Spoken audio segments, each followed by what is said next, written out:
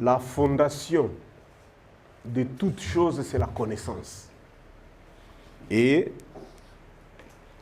il faut connaître deux choses. Si vous faites la politique et la connaissance en Christ. La Bible dit, la connaissance du Christ dépasse toute connaissance. La deuxième connaissance, nul n'est censé ignorer les lois. Et la loi principale à ne jamais ignorer, c'est la Constitution. Donc si vous faites la politique, connaissez au moins ou maîtrisez au moins la Constitution. L'une des raisons, si nous avons décroché dans les émissions, des débats, parce que les co-débatteurs ou les contradicteurs ne maîtrisent pas beaucoup la Constitution. Et c'est une demande particulière que je lance aux journalistes, de faire un effort de connaître la Constitution. Il est difficile d'avoir en face de vous un journaliste qui vous balance un article qui contredit votre argumentaire en citant la Constitution. Mes chers amis, il faut connaître la Constitution. Parce qu'en réalité, c'est le travail du chef de l'État. En République démocratique du Congo, j'ai toujours dit, il y a deux messieurs ou deux fonctions qui sont très faciles. C'est être président de la République et être Premier ministre.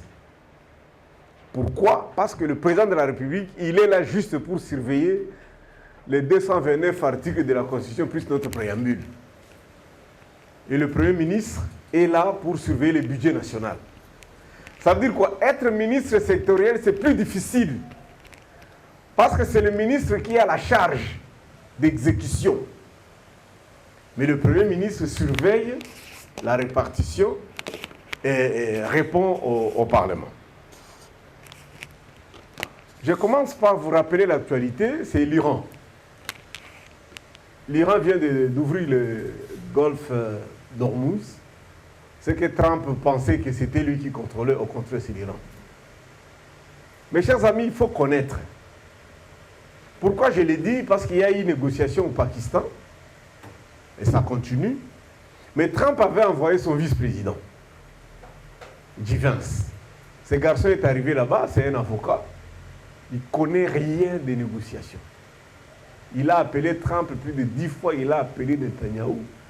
Et en face de lui, il avait le porte-parole militaire que vous voyez toujours faire des communiqués.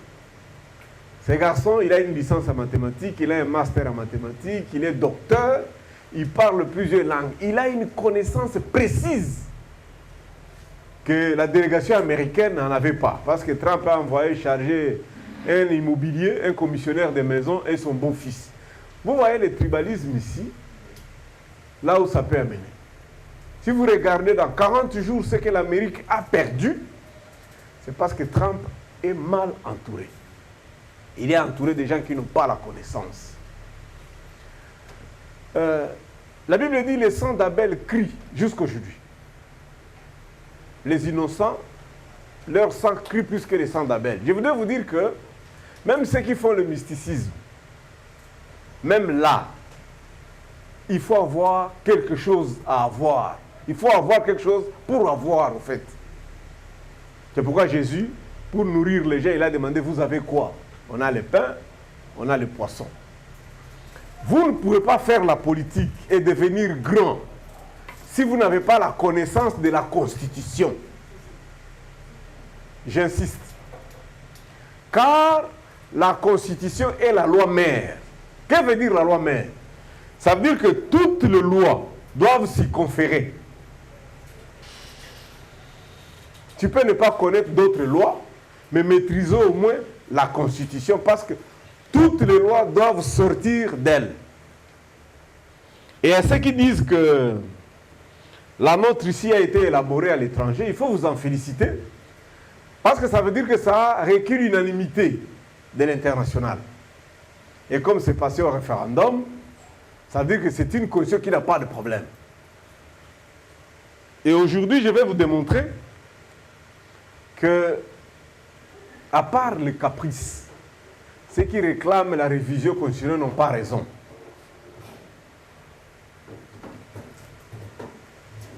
Mon intervention d'aujourd'hui va tourner autour des idées forces de notre Constitution. Pourquoi j'ai prévu ça comme ça? Je considère qu'avant qu'on commence à analyser article par article, ayez au moins une idée générale de ce que dit notre Constitution. C'est très important. Notre Constitution a 3 chapitres, 3 parties, d'une manière générale. Il y a la première partie, l'État et la souveraineté. Deuxième partie, c'est des droits humains, libertés fondamentales et devoirs du citoyen et de l'État. Ensuite, de l'organisation et de l'exercice du pouvoir. Donc, je commence par les idées renfermées dans notre Constitution autour de l'État et de la souveraineté.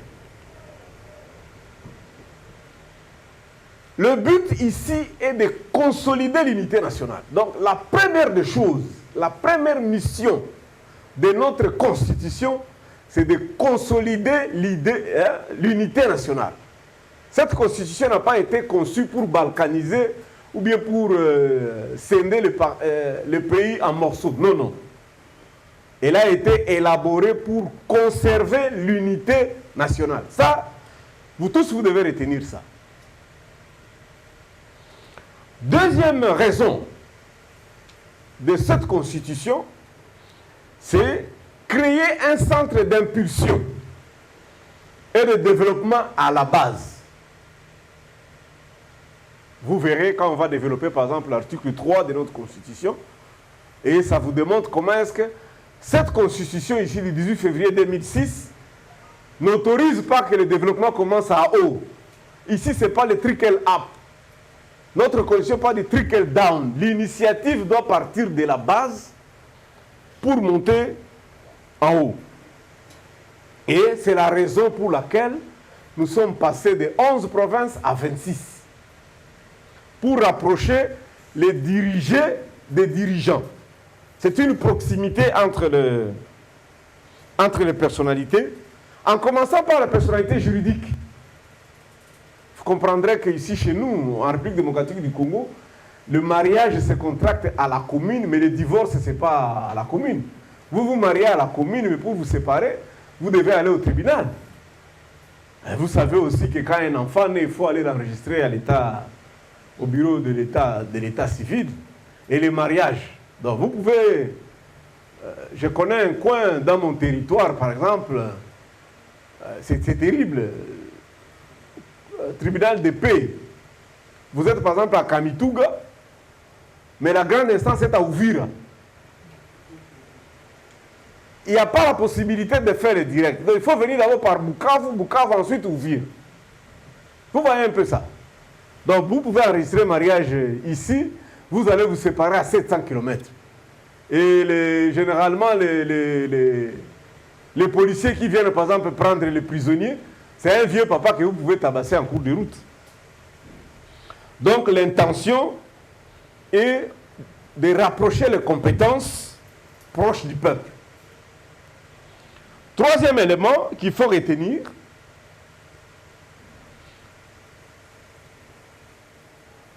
il y a le pouvoir des provinces et il y a le pouvoir du gouvernement central. C'est très important de retenir ça. Les provinces sont autonomes, ont leur pouvoir, ont leurs recettes, ont leur juridiction. Le gouvernement central a aussi sa matière, a aussi son pouvoir. Ça, c'est notre constitution. Et l'emblématique, c'est l'article 175 de notre constitution qui partage les recettes nationales. Il y a aussi les recettes provinciales qui ne sont pas partagées. Il y a les recettes des provinces qu'on peut partager, mais les recettes il y a les recettes nationales qu'on peut partager, mais il y a les recettes provinciales qu'on ne partage pas. Je donne l'exemple. Le Lualaba, il y a des mining. Ce sont des recettes nationales. À Kinshasa, vous avez l'abraliment. Ce sont des recettes nationales. Mais les recettes de marché de Gambela, ça, ce sont les recettes provinciales. Alors, les recettes provinciales, c'est pour les provinces. Et je salue coup sur coup qui a fait une tournée de Kibombo, Kassongo, Kabambare, Kongolo. Il est à Nyunzu, il sera à Kalimi aujourd'hui. C'est un grand cadre du parti. Ils ont suivi notre café politique de la fois passée. Et il y avait un débat, est-ce que les provinces ont des recettes particulières? Oui, coup sur coup, je te confirme qu'il y a des recettes provinciales à part et il y a des recettes nationales. Et dans les recettes nationales, la province a droit à 40%, conformément à l'article 175. La constitution du côté de l'État et de la souveraineté, on dit au cas où il y a un conflit. On a même prévu un cas de conflit entre la province et le gouvernement central. C'est la Cour constitutionnelle qui doit régler ces conflits-là. Et on ne doit pas tergiverser, où le ministre de l'Intérieur n'a pas droit de s'interposer dans toutes les questions de la province. Mais en cas de problème, seule la Cour constitutionnelle a été habilitée à les départager. La Constitution dit que les provinces sont dirigées par le gouverneur.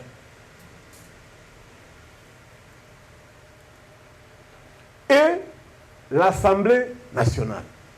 C'est très important. Quand vous serez des ministres de l'Intérieur, ne commettez pas l'erreur que font tous nos ministres de l'Intérieur. Il n'y a pas de lien entre le ministre de l'Intérieur et le gouverneur. Retenez ça. Tout ce qu'ils font là, c'est une violation de la Constitution. La Constitution ne permet pas. D'ailleurs, il faut reconnaître que les experts là du PPRD, ils avaient triché en exigeant que le gouverneur soit nommé par ordonnance du chef de l'État. Constitutionnellement, c'est une faute. Parce que le président de la République n'a aucune autorité sur un gouverneur. Le gouverneur est issu, il est une émanation de l'Assemblée provinciale. Il est élu par ses pairs, c'est-à-dire vous, vous êtes élu, vous vous retrouvez comme nous sommes dans la salle des députés provinciaux et nous désignons l'un de nous comme gouverneur. Il ne répondra que de nous. Il ne peut pas répondre du ministre de l'Intérieur ou du chef de l'État. Non, non. Un autre élément très important de la souveraineté qu'il faut noter, les ETD. ETD, ça veut dire entité territoriale décentralisée. Et c'est elles qui ont droit de consommer les 40%. Alors, la Constitution dit, qu'est-ce que c'est les ETD? La ville, la commune, les secteurs et la chefferie. Vous allez remarquer qu'on n'a pas cité les territoires. Les territoires ne font pas partie des ETD. Mais la chefferie fait partie des ETD. La chefferie est dirigée par les chefs coutumiers. Lorsqu'un mining arrive, lorsqu'on doit faire une exploitation dans votre chefferie, dans votre village, ceci, on doit laisser 40%. En principe, les entités territoriales décentralisées. On va analyser quand on va attaquer point par point. Notre Constitution dit ceci, que tout pouvoir émane du peuple en tant que souverain primaire. C'est très important de savoir que tout pouvoir émane du peuple. Ça veut dire ceci. Vous ne pouvez pas prendre unilatéralement des décisions concernant le peuple congolais sans les consulter. Vous ne pouvez pas. Tu ne peux pas réduire. Et il y a 3 questions. Hein. Il y a seulement 3 questions auxquelles on fait recours au peuple pour les référendums. C'est-à-dire nos amis là, qui veulent croire qu'ils vont organiser les référendums pour changer la Constitution. Non, non. Cette matière-là n'est pas prévue. Ce qui est prévu, c'est le déplacement de la capitale. S'il faut déplacer Kinshasa, votre capitale, que ça aille dans d'autres provinces, il faut consulter le peuple congolais. Deuxième matière, si nous voulons céder une partie de notre territoire, Oh bon, comme Mobutu avait fait, il laisse notre rivière Ruzizi, là où ça passe, qui organise notre frontière avec le Burundi, il nous amène vers Gatumba. C'est-à-dire qu'on a cédé 12 km. Au Burundi, on a mis la frontière à 12 km. Pour décider comme ça, il faut consulter le peuple. Et troisièmement, une matière qui concerne le peuple. C'est pourquoi j'ai soulevé la question. Vous allez là-bas, vous décidez sur nous amener des gens qu'on ne connaît pas ni comment est-ce qu'ils marchent. Et vous les amenez ici sans consulter le peuple. C'est une violation de la Constitution. L'avant-dernier élément sur l'État et la souveraineté, la Constitution congolaise insiste, et ça sera à son article 6, le peuple congolais s'exprime par le pluralisme politique. Le parti unique est érigé en crime. On ne peut pas imposer qu'il y ait un seul parti et fermer les autres partis politiques. La Constitution dit le peuple congolais s'exprime par le pluralisme politique. Et le pluralisme ici passe par l'équité. Tous les partis sont égaux devant cette Constitution. Malheureusement, nous assistons à des violations de Constitution. Les enfants qui sont venus d'une même famille se tolèrent entre eux. Et ils peuvent faire des marches, et ils peuvent passer à la télé, RTNC, et ils peuvent passer à l'aéroport. Les autres ne peuvent pas. Non, non. Si vous empêchez à l'opposition de fonctionner, vous violez l'article 8 et vous violez l'article 6, vous pouvez être condamné pour haute trahison. Ça doit être retenu comme ça. Donc on ne peut pas avoir un seul parti, ou un seul regroupement, ou une seule famille. Non, c'est une faute. Le dernier point, en termes de l'État et souveraineté, ça concerne la nationalité. Le principe dans notre Constitution, c'est l'unicité et l'exclusivité. Ça veut dire quoi? La nationalité congolaise, elle est unique. Ça ne peut pas, un Congolais ne peut pas avoir deux nationalités concomitamment. On n'a qu'une seule nationalité. Et elle est exclusive. Exclusive, ça veut dire quoi? C'est comme multiplié par 0. Tout nombre ou tout chiffre multiplié par 0 égale 0. Donc si tu avais ta nationalité là-bas, tu deviens au Congo, ici, si tu veux parler au nom du Congo, tu dois abandonner ton ancienne nationalité. Cas de Sami Badibanga. Quand il était nommé Premier ministre, François Mwamba avait tweeté qu'il a... Non, c'est lui qui dérange beaucoup, là, Kamitato. Kamitato avait dit que non, pour une fois, la Belgique a deux premiers ministres au monde. Il était obligé d'abandonner sa nationalité. Mais entre-temps, vous le trouvez beaucoup à l'aéroport. Ici, en Djil, ça ne se remarque pas. Hein, parce que le protocole d'État fait les formalités. Mais quand vous descendez à Zantetten, vous descendez à Paris, vous voyez, eux, ils sont sur la ligne des nationaux. C'est-à-dire, votre ministre, il est sur la liste des nationaux. Là, il devient national. Et vous, vous devenez des internationaux. Exclusivité. Mais c'est une défaillance. Je crois que le régime actuel, au début, ils avaient promis qu'ils allaient travailler sur ça. Parce que ça ne fait pas partie des matières qu'on ne peut pas réviser. Ça peut être révisé au Parlement. Parce que quelque part, nous tombons dans une naïveté. Tous les pays limitrophes du Congo ont la double nationalité. Tous les pays. Ça veut dire quoi? Un garçon de Congo-Brazza, il a sa carte d'électeur congolaise et il a sa carte du Brazza. Il arrive au but, il a chez eux, il montre sa carte de Brazzavillois, il ne paye rien au Naké-Kin. Il arrive au but à Kin, il montre la carte d'électeur, il devient congolais. Tous les pays limitrophes ont ça.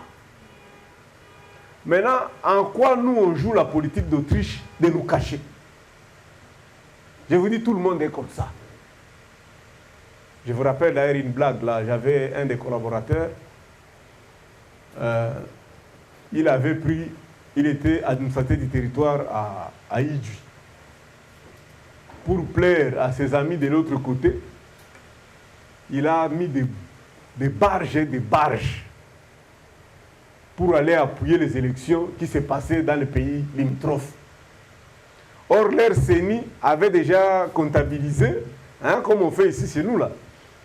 Maintenant, le président là-bas s'est retrouvé, il a gagné avec 104%. Oh, comment tu peux gagner avec 104%? Donc les morts ont voté, ainsi de... Quand ils se sont rendus compte que non, il y a un Congolais qui a pris déjà. Là, l'inconvénient de la double nationalité. Deuxième chapitre, c'est des droits humains, des libertés fondamentales et des devoirs citoyens et de l'État. Deuxième partie, des idées fausses qu'on peut retrouver dans notre Constitution. Donc même si vous ne pouvez pas retenir article par article, ce que je viens de dire là-bas, ça concerne l'État et la souveraineté. Retenez ces matières-là.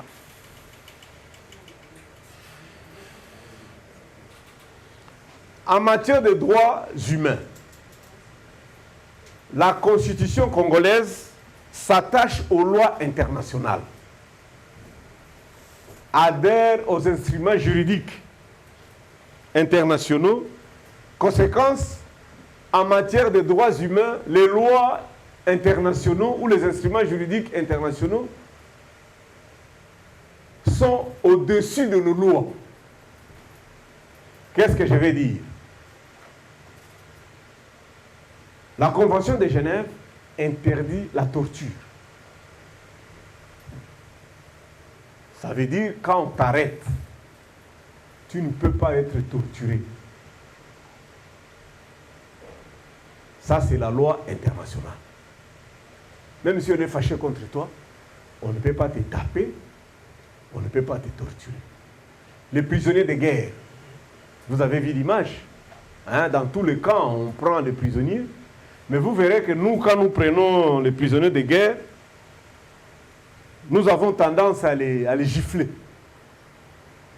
On a tendance à les mettre dans un cachot souterrain. Ils vivent à même le sol, ils ont même des chics. Et j'étais quelque part avec eux, la majorité était nue. Et le jour où on a annoncé la visite d'une autorité, on a distribué les uniformes. Mais entre-temps, ils passent tout le temps nus. Non, c'est mauvais. Vous voyez la guerre entre l'Ukraine et la Russie. Presque chaque fin du mois, presque tous les 2 mois, ils font l'échange des prisonniers. Ça, c'est la loi internationale. Ici, je peux faire un commentaire à l'interne. Si les accords de Doha n'avancent pas, c'est parce qu'à ces chapitres-là, il y a eu un blocage. L'échange des prisonniers. Nos frères et amis qui sont à l'Est, ils avaient remis 1337 militaires. Ils étaient accueillis en dolo par Madame la Première ministre Soumine. L'inverse n'est jamais arrivé. Et quelqu'un nous a raconté une blague en disant que on a du mal à renvoyer les gens d'ici, les amener là-bas, parce que la plupart de... tous ces gens que vous avez appris, les généraux, les ceci qu'on a arrêtés ici, sont revendiqués sur la liste de ceux qui sont de l'autre côté. Vous savez que je pensais que c'était de la blague. Mais quand j'ai vu l'homme là qui porte les trucs là, celui qui s'occupait des questions d'Addis Abeba, bon, est-ce que moi je l'ai cité? Bon, c'est vous qui l'avez cité. Quand je le vois de l'autre côté et il commence à diriger, il fait partie de la délégation de... Moi je me dis, c'est terrible, Il paraît, le jour où on a transmis la liste des militaires du M23 au chef de l'État pour qu'il autorise leur libérer. Il était surpris. Tokangi, il est pas à Zakuna. Donc voilà la double nationalité. C'est un problème ici chez nous. Mais c'est ce qui bloque les accords de Doha, de voir que quelqu'un avec vous étiez. Et généralement ici chez nous, ça je dois quand même dénoncer, nous qui venons de l'Est, nous les Bassoïs, d'une manière générale, hein, mais surtout nous qui sommes frontaliers du Rwanda, on ne respire plus. Nous sommes tout le temps accusés, c'est nous qui sommes des infiltrés, c'est nous qui sommes... Et si tu es Munyamulenge, là c'est grave encore. Si tu es surtout d'expression Tutsi, que tu sois de Rutshuru, de Masisi, de Sud Kivu, d'Ituri, c'est-à-dire quand on dit ici, qui est infiltré? C'est toi qu'on voit en premier. Qui pensait que Ibalan qui pouvait être infiltré? C'est lui, il est de Bandundu, non? Vous voyez un peu? Je ne sais pas si vous réalisez cette gravité-là. En matière de droits humains, notre Constitution formalise la parité.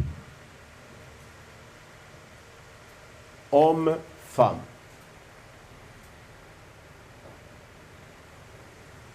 Ça voudrait dire ceci. En République démocratique du Congo, à compétence égale, salaire égal. Vous savez que dans le temps, la femme ne peut pas voter, ne peut pas diriger une entreprise, une femme ne peut pas être ministre. Hein, il fallait d'ailleurs avoir l'autorisation de son mari. Si elle n'est pas mariée, il fallait la signature de son grand frère et de son père. Si le papa est mort, il faut aller chercher un papa qui pour qu'une femme soit engagée. Cette constitution a enlevé ça. On ne pose plus la question. De la même manière, on engage l'homme, de la même manière, on engage la femme. Vous êtes tous des licenciés de l'ISC. Si on a dit que le salaire d'un licencié, c'est 3 000 $, la femme a 3 000 $, l'homme aussi a 3 000 $. Ça, c'est une avancée extraordinaire que les gens semblent négliger pour ce qui concerne notre Constitution. De l'organisation du pouvoir. Troisième chapitre. J'ai réussi l'observation de M. Landry. Et même les journalistes de Télé News, ils disent que quand c'est très long, ils souffrent pour faire le montage.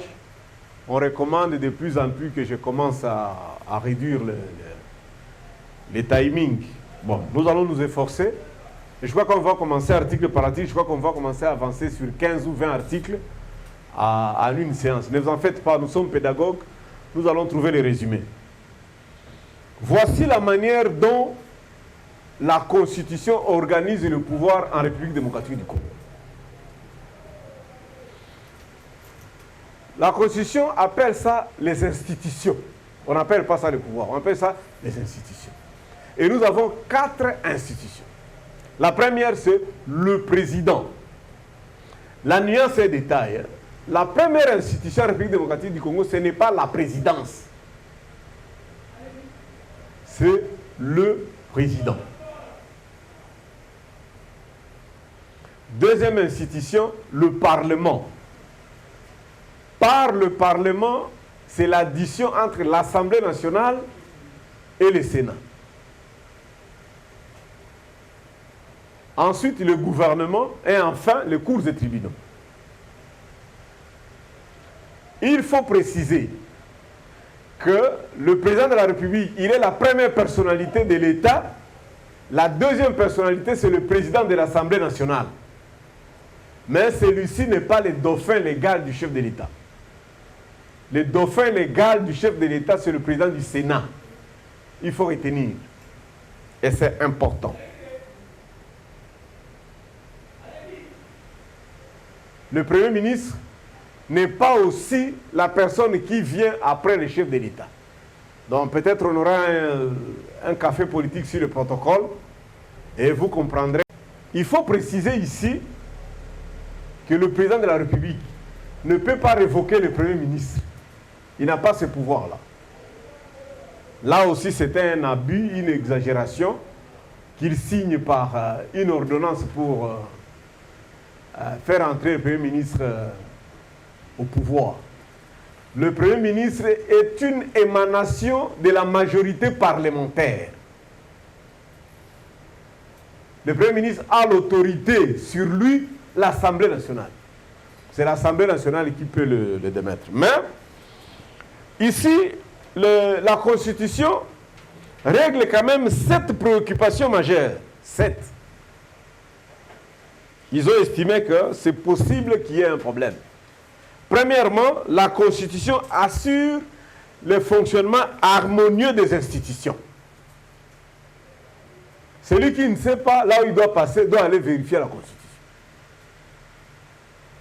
La Constitution assure le fonctionnement harmonieux. Deuxième préoccupation réglée dans cette Constitution, c'est comment est-ce qu'il faut éviter les conflits. Par conflit, ici chez nous, on n'a pas encore vécu ça. Parce que nous sommes dans la cohabitation. Non, dans la coalition. Nous fonctionnons toujours dans la coalition. FCC cache, Union sacrée. Ça veut dire que le président et le premier ministre s'attendent. Je vous dis, c'est possible aussi qu'on ait un premier ministre qui est contre le président de la République. C'est possible. On appelle ça la cohabitation. Et je crois que ce pays aura de la chance le jour où on va atteindre ce niveau-là, où un premier ministre peut dire non au président de la République. Le jour où on va atteindre ça, ça sera très bien. Mais la Constitution a prévu ça. Comment est-ce que les deux peuvent fonctionner sans s'entremanger? La Constitution règle le problème d'un État de droit. Nous sommes un État de droit. Ça veut dire que tout citoyen doit connaître ses droits érigés dans cette Constitution. Quatrième préoccupation réglée par cette Constitution, c'est combattre toute tentative de dérive dictatoriale. Et de ce côté-là, les intellectuels sont en train de commettre une faute lourde. Nous voyons des gens faire des interprétations, tromper des chefs, juste pour installer une dérive dictatoriale. Tranquillisez-vous. Un seul parti peut diriger pendant 100 ans. Ce n'est pas interdit par la Constitution. Un seul parti peut diriger le Congo pendant tout un siècle. Ce n'est pas une faute. Mais un individu, une personne physique, ne peut pas être au-delà de 10 ans comme président de la République. Mais tu peux être Premier ministre 100 ans. Est-ce que je me fais comprendre? Si tu es Premier ministre, tu peux faire 100 ans. Mais un président de la République, tu ne peux pas dépasser 10 ans. Mais la Constitution ne t'empêche pas aussi de quitter de président au Premier ministre. Qu'est-ce que je dis? Bon, comme devant moi, personne ne fera face. Au lieu qu'il dépense de l'argent à s'aligner comme candidat président, parce que je vais battre tout le monde, je leur conseille de se concentrer sur la députation. Et l'Union sacrée peut revenir avec la majorité des députés. Et moi, Barnabé, je suis président de la République. Et le fils de Montmartre devient mon premier ministre. Ce n'est pas faux, ce n'est pas exclu. Est-ce que je me fais comprendre, hein? Cela aussi est vrai. Le fils de Maman Sifa peut aussi s'organiser dans son coin. Et il aligne plusieurs députés. Et il décroche la majorité au Parlement, il devient Premier ministre.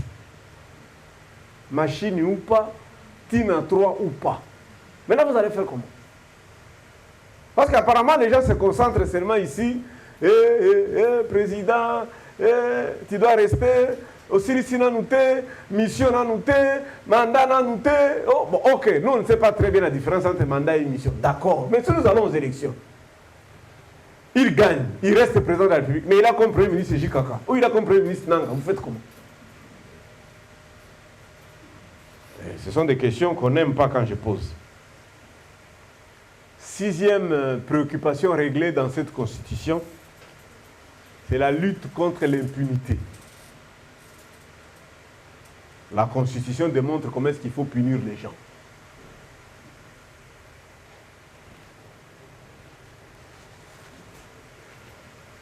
Septième préoccupation réglée par la Constitution, c'est assurer l'alternance démocratique. Au fait, au Congo, tout dirigeant qui n'assurera pas l'alternance ne sera jamais un grand. Si tu n'organises pas l'alternance, tu sortiras petit.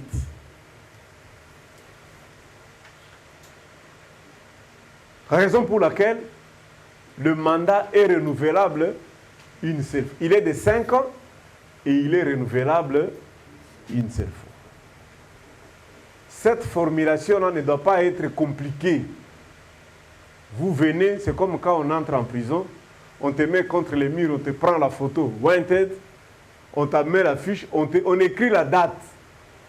Arrivé le 28 novembre 2000, monsieur, tu sortiras ici le 28 novembre 2023. Que tu fasses les démarches ou pas. Le 28 novembre 2023, quand ça arrive, on te chasse de la prison. Il y a des gens qui sont venus là-bas, ils étaient jeunes, ils ont mis 20 ans, tu es venu tu avais 15 ans, on combine à 35 ans, tu es arrivé à 30 ans, tu as 20 ans, on combine à 50 ans. La réalité, c'est que tu ne reconnaîtras pas la ville. Moi, d'ailleurs, j'ai eu le malheur de sortir les jours pendant la campagne électorale. Il y avait tellement des affiches partout. Je ne savais même pas qu'on était sur la route de Seremba. Mais là, si tu fais 20 ans, là,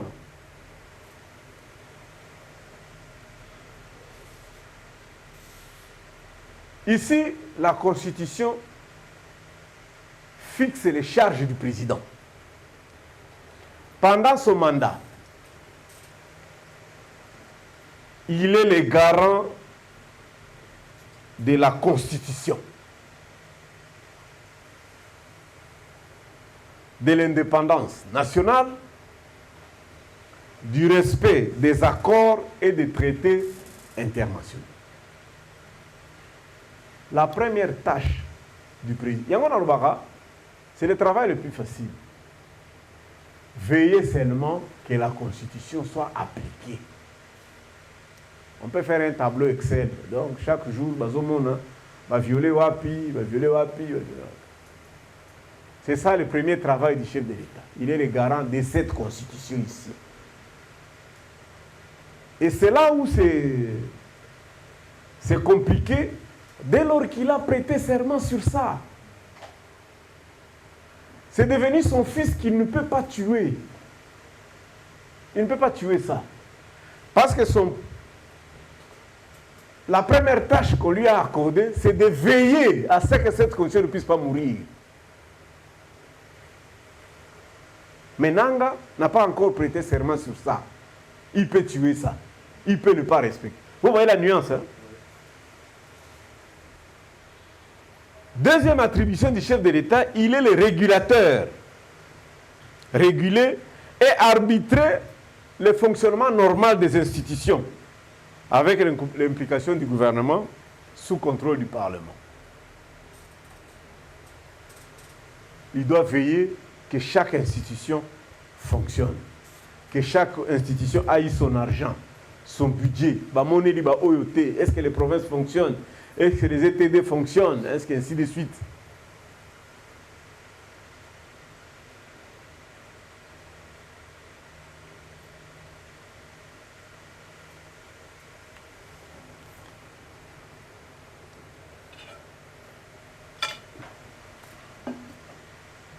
Ceux qui pensent que le président de la République a beaucoup de pouvoir, ils se trompent. C'est la raison qu'il y a toujours menace de la révision constitutionnelle. Quand on vous dit que cette constitution est une constitution de belligérants, parce que nous nous sommes battus pour qu'il n'y ait pas des hommes forts. Et voici le point qui affaiblit totalement les chefs de l'État. Ça s'appelle le contre-sang. Tout document signé par le chef de l'État doit être contre-signé par le Premier ministre. On ne dit pas que c'est le Premier ministre qui signe avant. Le président signe, mais pour que le document entre en vigueur, le Premier ministre doit contre-signer. S'il ne le fait pas, Ah, c'est une faute. Et vous connaissez la scène qui restera historique. Pépé Ilunga avait refusé de contresigner la décision du président pour nommer le président de la Cour constitutionnelle. Qu'est-ce qu'on a fait? On a envoyé le Premier ministre en mission à Lubumbashi en lui exigeant de désigner l'intérimaire, l'homme du M23, la Kakonde. C'est lui qui a amené le M23 ici, n'est-ce pas? L'histoire retiendra ça comme ça. Que c'est toi qui nous as amené ces gens ici. Et quand il a reçu l'intérim du Premier ministre, c'est celui-là qui avait contresigné. Et on s'est précipité pour aller prêter serment. Donc, les contre-saints diluent le pouvoir du chef de l'État, mais endossent la grande responsabilité devant l'Assemblée nationale. Pourquoi? Tout document du chef de l'État doit être contresigné par le Premier ministre, parce que si le président commet une erreur, ce n'est pas lui qui doit aller répondre devant le Parlement. Pourquoi le Parlement? Parce que c'est le Parlement qui représente le peuple congolais. Le chef de l'État ne représente pas le peuple congolais.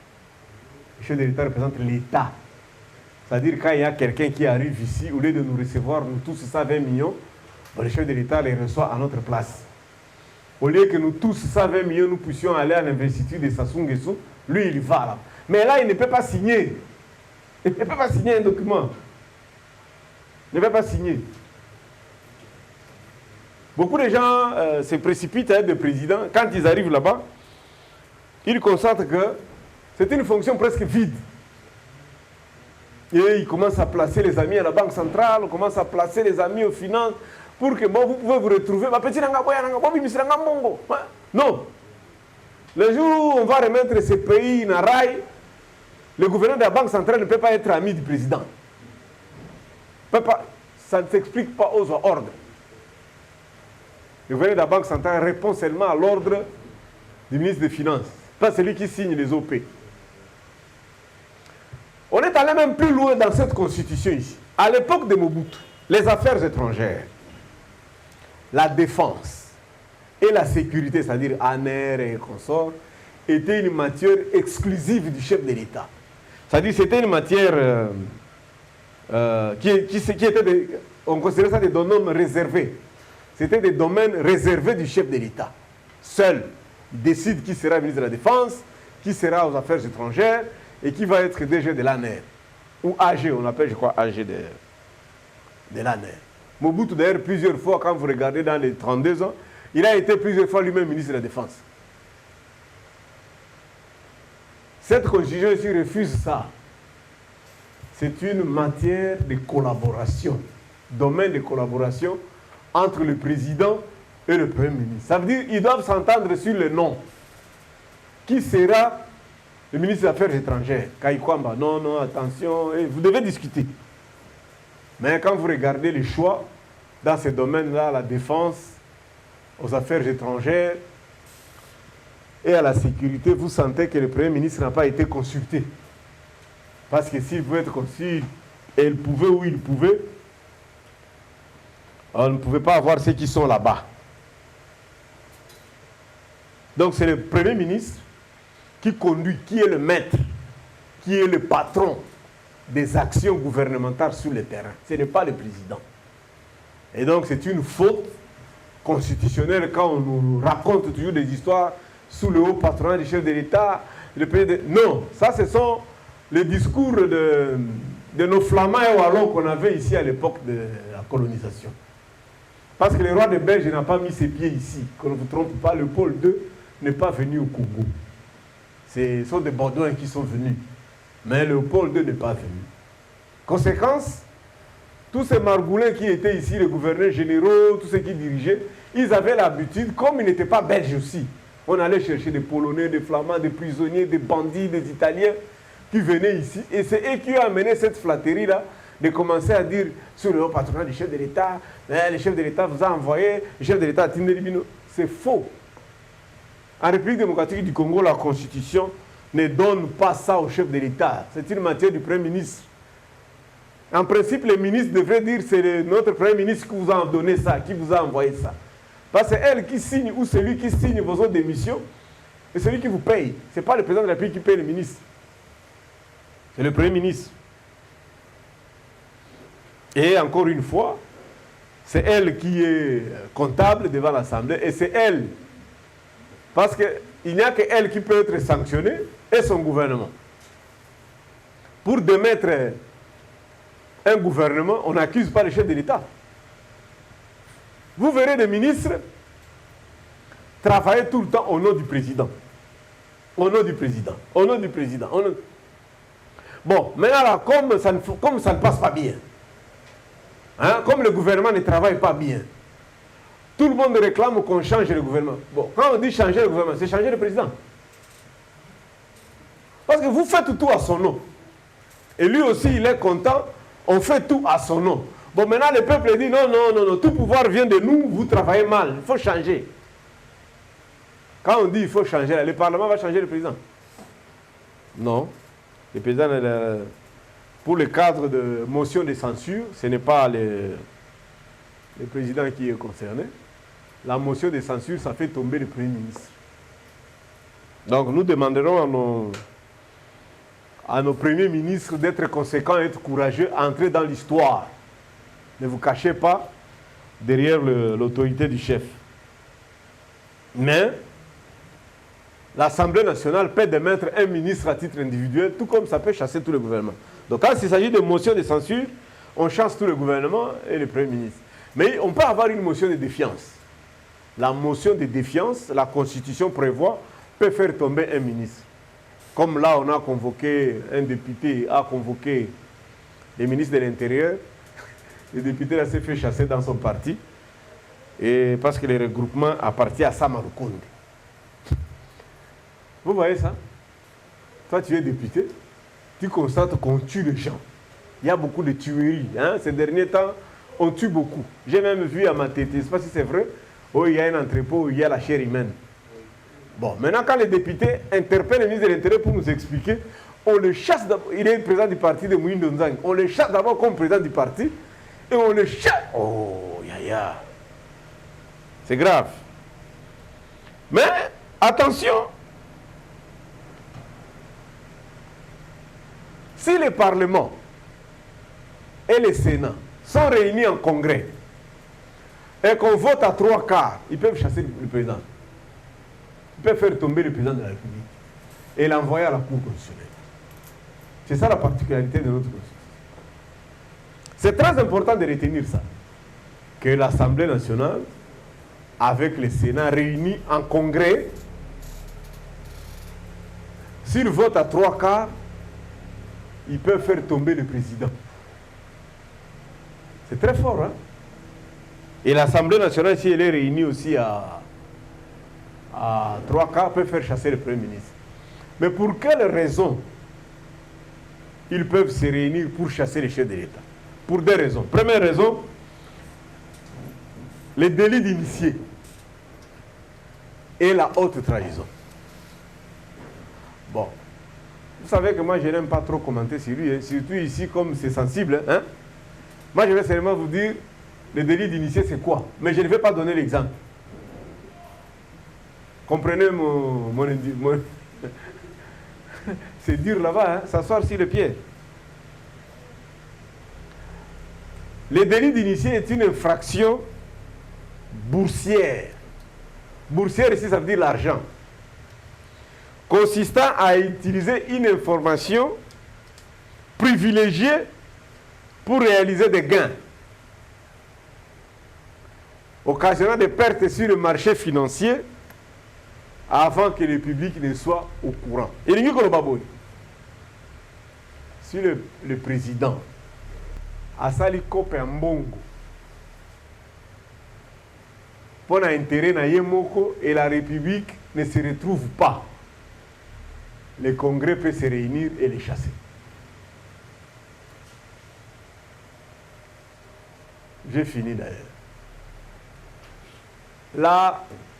La haute trahison, s'il commet un crime extrême contre la sûreté de l'État, caractérisé par la déloyauté manifeste envers la nation, ses institutions ou les chefs. Ça inclut l'intelligence avec l'ennemi. Vous voyez ce que Trump vient de faire. Ce n'est pas lui qui avait décidé que l'Amérique entre en guerre contre l'Iran.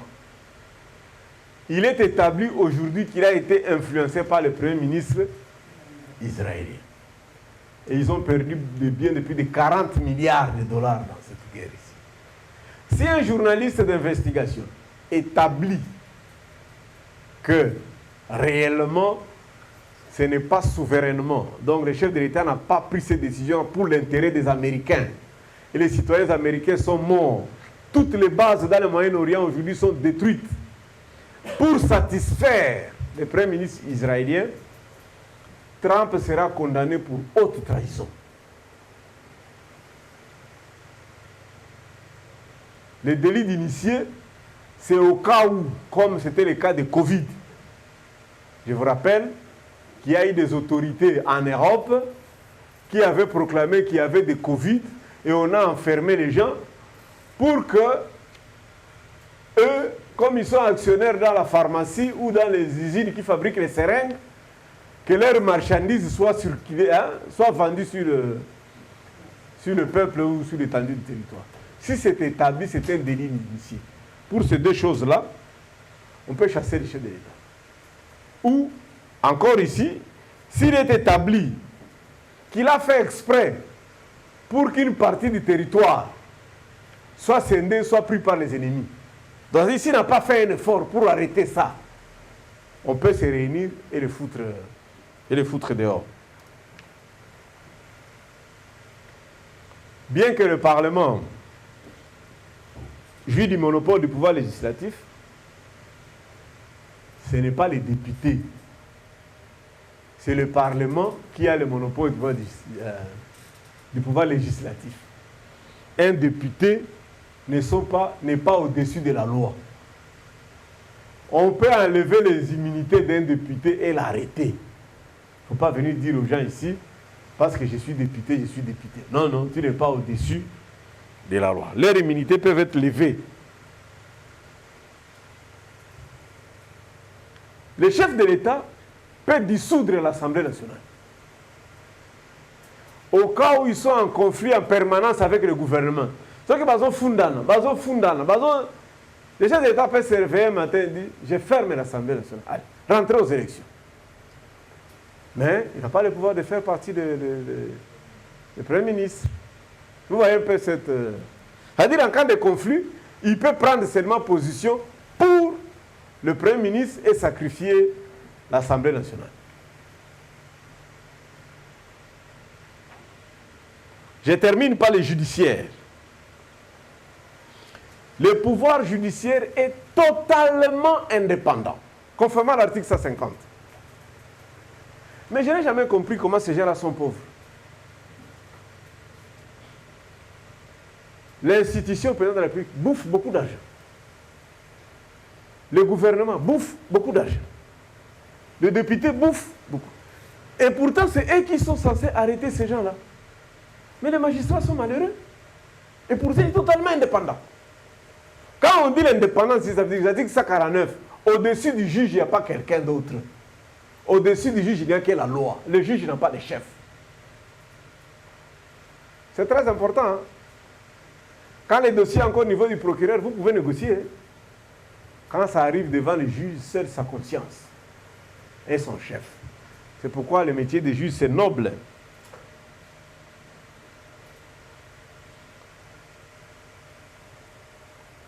Et pour des raisons d'efficacité et de spécialité, chez nous, on a scindé les judiciaires en trois. Vous avez la cassation, hein, c'est là où vous avez les parquets, toutes les infractions, c'est là où on vous arrête, hein, chez Vonde. Comme j'aime toujours, j'aime beaucoup ces noms-là. Donc, la cassation, c'est ordre judiciaire. C'est eux qui traquent, c'est lui, eux qui traquent les gens. Là, c'est la cassation. Ah, bakanga biso, do batri. Eh, bandina c'est zo mata ba cour d'appel, grandes instances, tout ça. Ti cassation. On les a battus à infraction. Mais à côté de ça, il y a le Conseil d'État. Hein, tout ce qui concerne les problèmes administratifs. Les documents, les là, ainsi de suite. Et ensuite, il y a la Cour constitutionnelle. La Cour constitutionnelle, comme je vous ai dit, ça règle les problèmes entre le gouvernement provincial et le gouvernement national. Ça poursuit le président de la République, conformément à l'article 165. Et les premiers ministres, quand ils sont encore en fonction, quand ils ne sont pas en fonction, c'est fini, ils ne peuvent plus le faire. Mais on a quand même inséré quelques institutions pour essayer un peu d'appuyer notre démocratie. Vous avez par exemple la conférence des gouverneurs. C'est une occasion où le chef de l'État prodigue des conseils aux gouverneurs. Ça ne découle d'aucune décision. Il n'y a aucune décision opposable au gouverneur qui peut sortir des conférences des gouverneurs, comme ce qu'il vient de faire dans le Bandung.